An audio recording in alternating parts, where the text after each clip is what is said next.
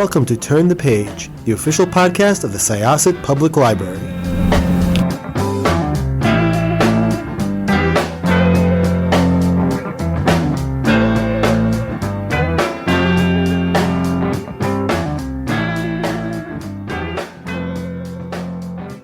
Hello, everybody. Welcome back to Turn the Page. I'm your host today, Jen, and today I am joined by the author of many wonderful things, but of one book in particular that has just hit shelves as of the time that you hear this, that I'm so excited to discuss. So welcome. Could I ask you to introduce yourself and your book, please? Yes, of course. Thank you so much for having me. I am Olivie Blake. I'm the author of science fiction, fantasy, horror, I don't know, whatever. I think my publisher wishes I could decide. But you might know me from books like The Atlas Six, Masters of Death, Girl Dinner, Alone with You in the Ether. I've got a lot now. But I'm here to talk about Dreamland, my new book, which is about an aspiring actress in LA who gets this mysterious offer to work for this very famous Hollywood actor. And she sees this as an opportunity for her career, but the job is kind of questionable. I like to make the joke that it's kind of like Me Before You, except instead of a man who's disabled, it's a man who's maybe possessed by a demon. That's a great setup. It's a really great concept and it's a great Yeah, it's pitch. actually nothing like Me Before You. There's just that one detail that she is hired to be a companion to a Mm. man. It's, I really love the way that it plays with genre, and that I think you do that in a lot of really interesting ways through the setting, which is so richly evoked. And that does make me curious. What was the inception point for the story? Was it a particular character you wanted to explore, or genre, or the setting? What came to you first? There's a lot for the origin story for this book because I originally started writing it.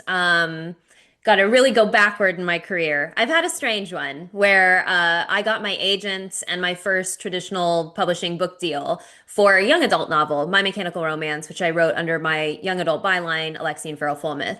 And so I write a lot more as Olivie. I tend to prefer to write more adult works. It's weird to use the word adult. I think sometimes people think that I mean like sexually explicit, but I just mean like more different adult themes. And I was known as Olivie Blake for my fan fiction and my self-published works, which then took off. But at the time that I started writing the concept that became Dreamland, I thought, oh my God, I have to write another young adult novel, and I'm not really sure that I have any more ideas. And so I was like, what I'm going to do is try to bridge this idea of a young woman who is in a romantic entanglement with the stuff that I like to write as Olivie, stuff that's more fantasy, that's maybe a little more horrific. I definitely wanted it to be sort of classically gothic in terms of evoking the sublime. I really wanted to I don't typically concern myself with setting an atmosphere. To be honest, those things are not usually interesting to me. And so this was sort of an exercise to push, like, let's create a vibe. That's what the vibe craft work here was the job. And then as you know, as the Olivie side of my career took off more and this book kind of got to sit for a little bit longer, I had the opportunity to create something that was a lot closer to the Gothic novel that I was envisioning in my head. So I got to sort of cast aside the coming of age aspects. I said I don't want to I don't want to like belittle the coming of age narrative. It's just a very different job, you know? And so I got to play with things that are more like, let's talk about ambition, let's talk about the city of LA and how interesting it is to live with this constant backdrop of extreme wealth. But at the same time, it's this mix of like, yes, there is all this wealth in the city of Los Angeles. It has this mystique. It has this sort of noir grime to it. But it's also a city of artists. It's a city of immigrants. It's a city of, all this complexity that I think I wanted to talk with this character specifically. She's Filipina, but she's white passing. And so I kind of wanted to play with this idea of like how much can you really blend? How much can you really blend into wealth, blend into whiteness, blend into privilege, and why is that important and does it last? So there was a lot it was very rich. There was a lot I could play with here, which is a very long answer to say that essentially I wanted to create a Gothic work. I was definitely very influenced by Mexican Gothic. Rebecca, of course, by Daphne du Maurier is one of my favorites. And I also wanted to do it in a little the way that I view Shirley Jackson's style, which is that I find Shirley Jackson to be extremely eccentric. Her voice is like bizarre, right? Like there's this real dissonance between how the character talks to themselves and how people talk to the character. So Mm. I wanted to have this sort of multi-layered experience of, yes, you're in this classically Gothic atmosphere, but you have an unusual character, and the way that they see the world is also hopefully funny at times and kind of satirical. Mm. That's a gorgeous segue to my next question, which Yay, we did it. yeah, which is about Anya and crafting your Gothic heroine. I'm really, I mean, first off, her voice is incredible. I love the way that she talks about the world around her and the people that she interacts with. And there's almost like this sort of like Oscar Wilde-esque, like satirical, very cynical, like removed, but also wanting to be a part of everything type of tone to her voice. So, can you talk a little bit about, shaping her character, particularly, whether it regards like working with or against the genre expectations? Anya was such an interesting character. I had to have so many conversations with so many people about my frustrations with Anya as a character because, I wanted her from the beginning to be this Gothic heroine. And right away, it was very clear that Anya was both too smart and too stupid, right? And I was I was trying to figure out how do I balance this woman who's looking directly at things that she knows are problematic, right? There's all these things that people say to her, all these little microaggressions, she's purposely burying a lot of her, her Filipino background. She doesn't really want people to understand the kind of like lifestyle culture that she comes from. She herself doesn't even really interrogate or want to understand it. So she faces the world with this cynicism, this kind of nihilism, but also fails to see a lot of what is right in front of her face. And so this was the sort of thing that was like, when I originally was writing Anya, she was 17 and I aged her up to 22. But that really worked in my favor because I think you're a lot dumber at 22 than you are at 17. Yes. Uh, Yeah. yeah, like and I just kept telling people like I want my heroine to make choices that make sense, but she won't. And everyone was like, "Well, did you make choices that made sense at 22?" Like maybe it's not that she is ignoring these things, but that she is moving toward them anyway. And I sincerely had like I was basically panicking throughout the entire creation of this book. It was I remember I had a conversation about 2 years ago now with Rika Aoki at San Diego Comic-Con. And I was telling her about this book and I was like, I don't know, it's just like killing me. I put it in the acknowledgments. It's putting me through a meat grinder. Like I don't understand why I feel like I have no control over this book. And she was like, well, it sounds like you're trying to write a horror novel and that just wasn't what you intended to do initially. And I was like, oh God, Rika, you're right. Wait, we were talking about Anya. Okay, yes. Yeah, Anya is just she actually, I guess I was about to say that Anya changed a lot, but the truth is that Anya did not change a lot. I changed a lot. Like my understanding of Anya changed a lot because Anya herself would not change. She just was who she was from the beginning. There's a lot of stuff about her that's like that she's named Anya because of the character on Buffy Oh, because because yeah. my name is Alexine because I'm named after Alexis Carrington. And so I thought, yeah, from Dynasty. So I thought it would be kind of funny if I gave her this like weird little backdrop of like having a pop culture name. But then I never explain it in the book. So that's my little secret tip for you that her mom just loved Buffy. Um, but yeah, she was fun to write because she was making these heedless 22-year-old choices. I mean, it's very the choices of a woman who wants to believe that she understands her place in the world and then is being constantly schooled in what that actually is. And it was, no spoilers, but Anya's ending was very satisfying to write. Like there was just something very wonderful about writing her epilogue, and everything, like her reflecting on everything that happened was just like very enjoyable for me. Mm. Yeah, that context of aging her up from 17 to her early 20s is really, really interesting because you are, I think, smarter as a teen, if only because like usually there is somebody closer by keeping you from like fulfilling your worst impulses. When you're Yeah. 22, no one is, you're on your you're on your own. And I think for me too, like when I think about myself as a high school student, me at 17, like I had a Barack Obama t-shirt that said hope on it. Like there was like I believed in this wonderful world that I was gonna go create. And then by 22, I was absolutely downtrodden, right? Like I was not Obama wise, but specifically worse things were yet to happen to me.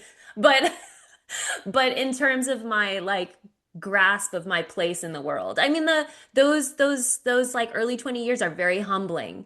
It's very, I think it can drive a person to cynicism that doesn't exist when you believe that the world is still within your grasp. When you're 17, you're still a prodigy, you're still like your potential is the horizon. And then as you move closer to it, you realize you cannot actually touch the horizon. You're just approximating progress, but it doesn't feel like it, right? In your 20s especially, you actually feel like you're running out of time, even though you're still incredibly young. So I was really leaning on that dissonance. Yeah, oh, absolutely. Yeah, that makes a ton of sense to me. Gosh. Yeah. So I lost that train of thought, but let me see what my next question is. Oh, I've never met a train of thought that I could stay on. So The post-lunch, sort of like Zoom thing set me off. So I'd love to ask about the Hollywood setting because it is yes. so richly evoked, and it's almost like German expressionist in the way that it like seems to like, suggest the inner worlds of like the characters sometimes and like the situations that they're going through. And for somebody who, expressed not being interested in like vibes and stuff like that, you're very, very good at it. So can you talk Thank about, you. you're welcome. Yeah, could you talk about like building your Hollywood, the culture, the people, the weather, and how that all plays a role like in your immaculate vibes? I think I have a great love for Los Angeles, first of all. I'm not from LA. I'm from the San Francisco Bay Area. I'm from the suburbs, basically. But I remember reading Joan Didion's Los Angeles Notebook, the bit about the Santa Ana winds, when I was in high school, and that stuck with me. The whole thing about LA being the weather of catastrophe. I loved the idea of this supernatural. I mean, and something that I mentioned throughout the book as well. So I'm Filipino. We have a lot of superstitions. My grandma was particularly witchy and superstitious. And so, we had lots of the way we moved through the world was with this sort of understanding of a supernatural other that we lived beside. And so I liked the idea of the Santa Anas being that motif to lean on. And also being now someone who has lived in LA for, I guess, like almost half my life now. The Santa Anas are weird. They are very weird. Like there is something deeply uncanny about being caught in a Santa Ana because it's a hot wind. It comes out of nowhere. It does make people behave differently. Um, and and so I think, I was spending a lot of time just before I was writing this book. I would take my son, who had to have been, I don't know, like 2 at the time, to the park every day. And there were two things actually that were a result of going to the park every day. One is that in Gifted and Talented, I wrote about a plague of locusts because I saw a locust and I was like, how many locusts qualifies a plague of locusts? And then also I was out there with him during a Santa Ana, and it was just like, it's so weird. It's just, I don't, it's so eerie. It's so unsettling. And so part of it is the love of LA, the love of like I studied urban planning at USC, so my understanding of communities and neighborhoods and like local policy was all studied in LA. So LA is my case study for like for everything. And so many interesting things have happened in the city of Los Angeles. I've talked about how this book is very, very loosely inspired by the Black Dahlia, only in the sense that like there's all these crimes that we think of as having like a genius, mastermind criminal at the helm, right? But most often those unsolved cases have to do with like corruption, police corruption, most likely, or incompetency, or because the victim is not important enough, and so they're not really going to. It's almost never that the villain is a genius. It's more often that the system is rigged against the victim. Mm. And so that was something that I was leaning on. I really wanted to play with this idea of like, especially with this idea of like whiteness and privilege, and Anya wanting to lean into the aspects of her that allow her privilege, that allow her access to privilege, while also indicating that you don't get to cross that line. You know, like it's not, you can't just reach out and grab the privilege. If it's not yours, it's not yours. And so that was something that was part of like the cautionary tale, the almost fairy tale like. The almost Bluebeardian thing with Anya is like she thinks she's getting away with things that she isn't really. Mm. Yeah, I'm very interested in that connection between Anya's ambition, the choices she makes, and how that kind of plays into some of like the Gothic elements. Because Hollywood is also a place, and it's, I think, depicted here in the way that like Anya thinks about her social life, where like every interaction can potentially mean more than one thing, right? Like it could be like like an off the hand like social interaction or a hookup or whatever, but it also could be like networking and like trying to meet the right person, you know? And so like Yes. I think it like in a town where everybody is sort of like lots of people are literally performing for their profession or involved in Mhm. performance, and we're all performing in our daily lives and our interactions. It just creates a lot of really different interesting layers to how she perceives her situation and the choices that she makes. Oh yeah, I think this is something that also I have learned being part of publishing. There's just like I think you there's this very there's this hope, honestly, that as an artist you get to behave like an artist, but you really can't, especially not now. Like you're not just an artist, you're also producing your own content. You are a brand. I think that it's Anya's fluency with that. Part of what is smart about Anya is her savvy, right? Like she understands, she sees herself as an artist, but she also understands that she must be a brand, she must be a product. And it is true that when you move through this city where basically every conversation you have or over here, like any hot waiter you have is absolutely on IMDb somewhere. Like there's this feeling, or like, you know, your Uber driver 100% has a script. Like it's just this sort of this feeling like you're moving through the world with all these other artists and not all of you can make it. There's just not enough resources available, and it does not always come down to talent. I mean, that was the thing for me that I still believe, you know, it's not that it's only the best writers that become published authors, right? It's the writers who have the most resilience. It's the writers who have the endurance to be told no and keep going. It's the writers who have the time, who have the resources. Not necessarily the best or the most talented.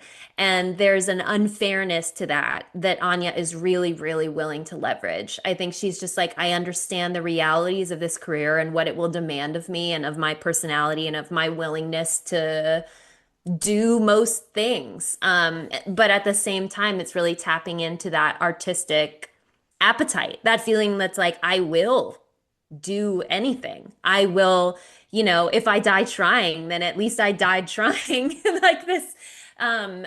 So I think I wanted to, that ambition is something that's familiar to me. The idea that as an artist who is not creating art is just like kind of its own monster, this own thing that swallows you up. I think that was something that I wanted to write as well.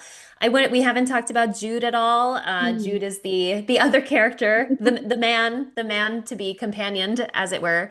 And I also wanted Jude's experience to blend this idea of I mean, obviously, the book is called Dreamland. There's a heavy, heavy symbolism repeated motif of the dream. And for Anya, that's the ambition, the dream. And for Jude, it's like the sort of inability to access reality. And I think that's a really pervasive thing in LA, this feeling of like, what is the real world even? It's, Mm. and and there's some of that is just is vanity as well. Like people here are genuinely very, very beautiful.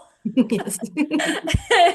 It kind of changes your idea. Like as I'm aging in the city of LA, I'm like, I'm actually not sure what a normal person looks like at my age. Like, what am I supposed to look like? It's unclear. So there's lots of, it's one of those things where I actually really wanted the setting to be inseparable from the story. Like this could only take place here.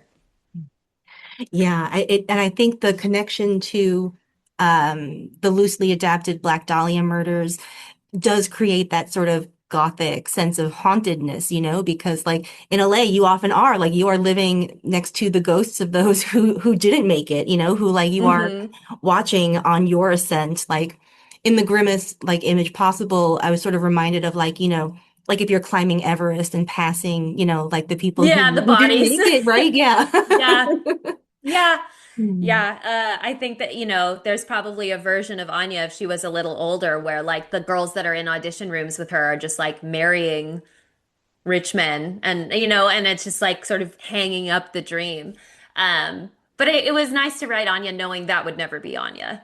Yes. And I think like through their dynamic, Anya and Jude, you really get to explore like how I think either desire or I think extreme isolation can warp your sense of reality in times and perhaps make you do things that you didn't think that you might do in other circumstances. And there is like I don't know, it creates a sort of like fever dreamy, dreamlandish logic at times that is like so immersive and so for me was very hard to put down because I was just like luxuriating in the language and like but feeling like I was in like mortal danger the entire time, So, Oh, thank you. We yeah. did it. Yes.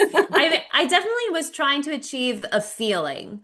Like the most important thing was that you felt sort of this low burning dread, but also a sort of like erotic sense of like, oh, I'm very interested in where this path is going. I also know that it's not good.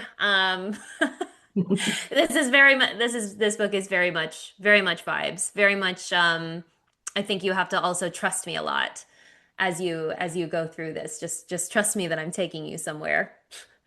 It's well worth it, like the invested trust, like because it is like the payoff is phenomenal and it's a really great ride. I think yeah, it's going to be one of my favorite reads of the year. So thank you very much for Oh, coming to thank talk you about so it with us. much. Yeah, I'm so honored by that. I mean, I just hope that it evokes sort of the same feelings as, the Daphne du Maurier, the Shirley Jackson, the feeling of like, where are we going? Oh no.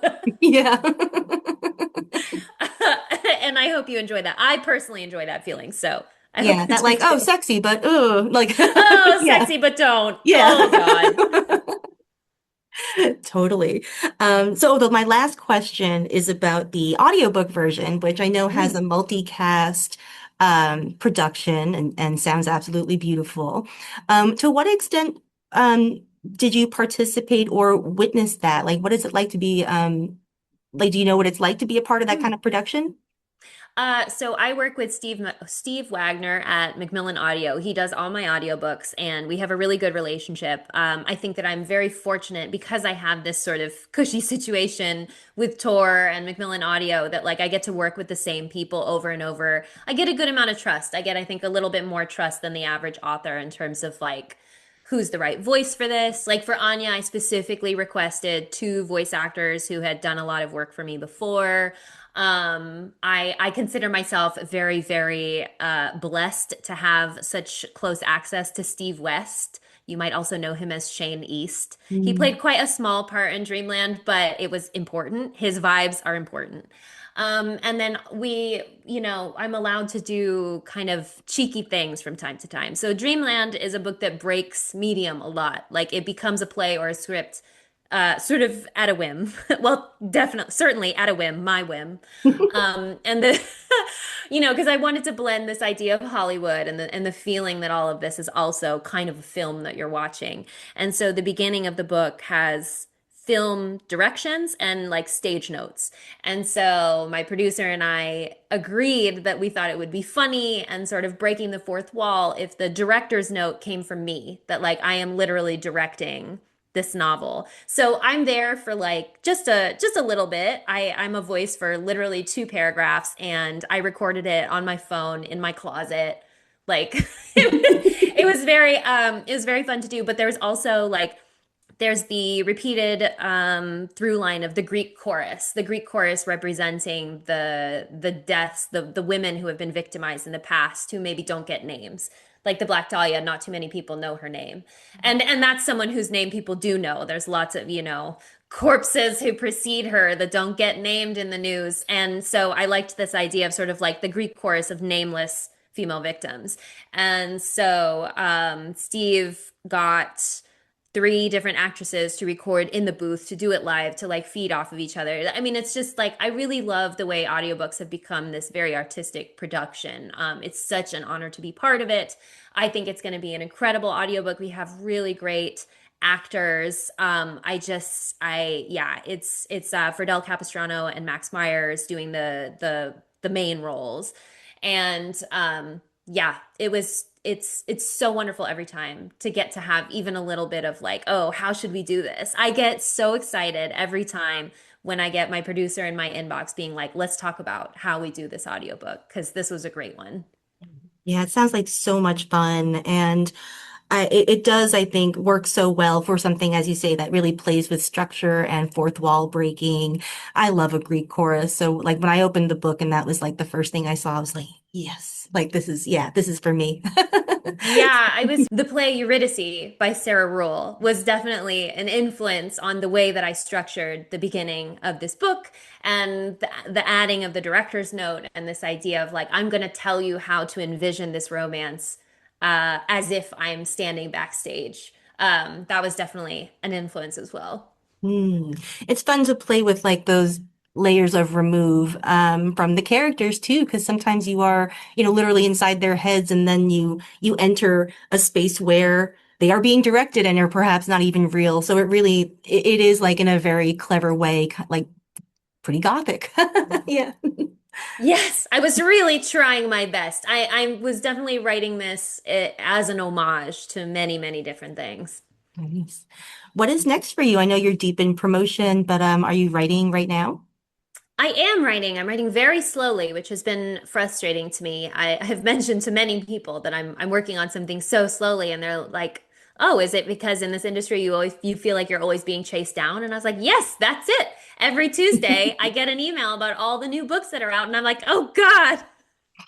It's such a it's a wonderful there's just so much good work out there that I feel the desire to contribute to it as best I can, but also as fast as I can. It's Mm. stressful. I'm writing a book right now about a marriage, essentially. It's about a multiverse assassin and also sort of multiverse colonialism. She obviously works for an evil empire.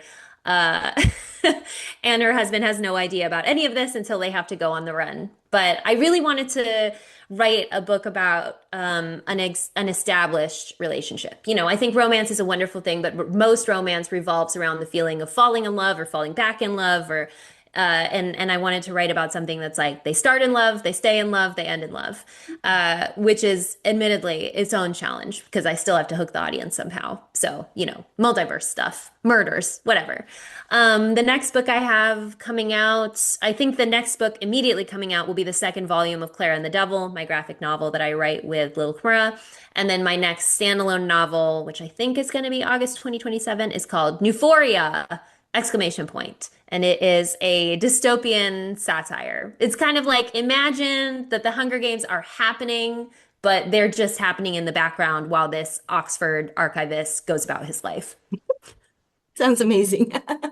Oh, that's great. Well, I'm so excited to see those future projects, and I'm so grateful that you took the time out of your busy schedule to talk to us. Thank you so much. Of course. Thank you so much. It's a pleasure to be here. Thank you so much for your questions as well. No problem. And thank you, listeners, for joining us. Please check out Dreamland. As by the time that you hear this, it'll be out in the world. So you could head to your favorite bookstore or library website, wherever you go for your books. Do you perhaps have a favorite LA bookstore that you'd like to recommend for people? Sure. If you order from Village Well Books and Coffee, you can get it personalized and signed by me. I also live near the Ripped Bodice, Diesel bookstore. There's lots of great, fabulous indie bookstores around me. Also, of course, feel free to pick it up from your library. You can get audiobooks too. So, however you get your books, I'll be there. Great. Oh, thank you so much again. And thank you as well, listeners. It is now time to close this chapter. We'll see you next time. It's time to close this chapter of Turn the Page. Join us for the next episode.